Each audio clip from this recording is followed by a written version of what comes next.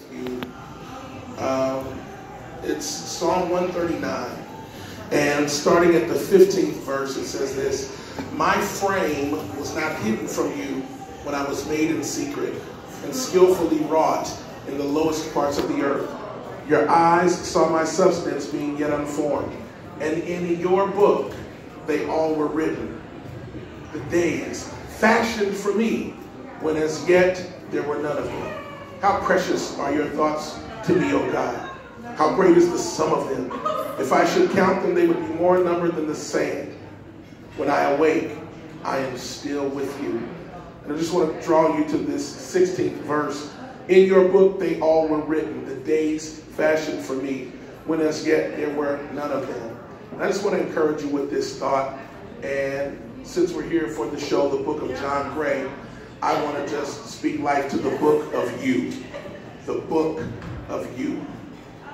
Somehow, in God's sovereign will, from eternity, He preordained this moment for us to be in this restaurant, in this place, each life. Somehow, our parents connected when they did to produce us so that we would be the age that we were, to have the experiences that we would have, to have the platforms and influence that we now share, to be in the upper room together. And each one of you is a tastemaker and a leader in your own right. And somehow tonight, all of our books have led to one encounter. And so now all of our books are aligned for this one moment. A chapter, a sentence, a paragraph, a moment. This is a moment. Yes, you guys were here to connect with Aventure and I, and for us to celebrate the book of John Gray, 10 p.m. Eastern, 9 p.m. Central, every Saturday night on OWN. But I want to speak to you because each one of you carries a unique gift, a one-of-a-kind gift that will never be seen in the earth again, and it's never been seen before. You are a one-of-a-kind masterwork. There has never been another you, and the earth has never needed you like it needs you right now. Each one of you has a gift, whether with a pen or a keyboard or a microphone or a platform or a magazine or fashion or ministry or civic enterprise and endeavor. Whatever it is you've been given, your book is necessary, because this is what I've learned. There is a need for more sermons, but they are not sermons to be listened to. They are sermons to be observed. The best sermons are the ones that are lived.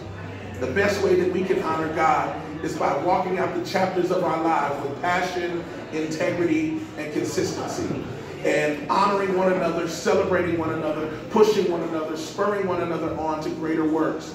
I want to take a moment to talk about the book of you. Your life, your gift, your calling, your skills are so necessary, so essential that the world cannot do without them. Please, by God's grace, do not apologize for what God has given you. Stop hanging around people that want to make you less than who you actually are. Please don't minimize who you are to make insecure people feel better. Be a loud chapter in the earth. Be a big book on the table. Make people take notice of your gifts, your calling, your talent, because you didn't call you, you didn't gift you, God did.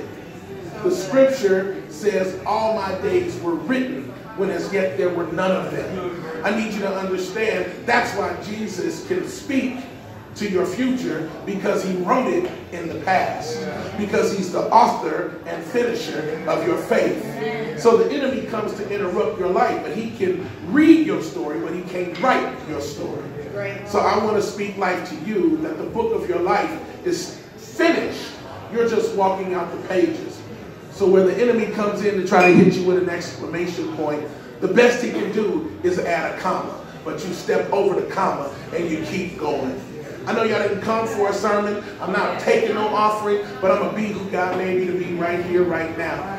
This is the book of John Gray. For whatever reason, God has decided to allow us the platform for people to see our lives.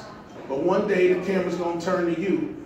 And maybe it's not a physical camera, but a spiritual camera, where your influence is going to be lifted and elevated. And in that moment, I pray that the light that's in you and the things that you've gone through and the tears you cried in private will give you a strength to speak to somebody in a public place. Yeah. Because people need hope right now. They need healing right now. Whether it's through Madame Noir or Bassa or Hello Beautiful or through being a councilwoman or my wife's cousin who just had her clothing line put in Macy's. Everybody's chapter looks different. Everybody's book looks different. But imagine that God picks up your book and reads your life like a story. And as he's reading it, it's unfolding in the earth. Tonight is a night where he put all the books on one shelf just to remind each of us that we came from some women who prayed. Some of us in here are the products of grandmothers who prayed. We didn't get here by ourselves. We had a mama that was praying, a grandfather that was praying, an auntie that was praying. So you didn't just show up here. You didn't just get to where you got. Somebody was praying that we would show up. The earth was waiting on us. So let me encourage you that the book of you is a phenomenal bestseller. The book of you is a one-of-a-kind masterpiece. The book of you is sitting on the shelf in heaven, and it ends with you winning. So no matter what you've gone through, and no matter what people say or try to do, you are a bestseller, and no one can stop you. So as I bring my moment to a close, let me speak life to each one of you to let you know that Avatar and I are just two regular folks. She's from Dothan, Alabama. I'm from Cincinnati, Ohio.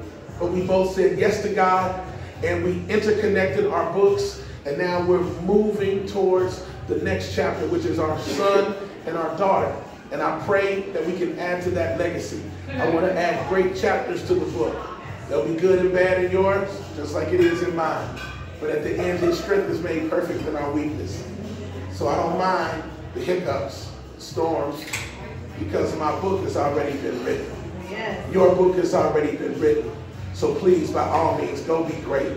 Please don't stop. Please don't apologize. And please, whatever you do, keep going. Because at the end, you're going to hear what I'm going to hear. Well done. God bless you.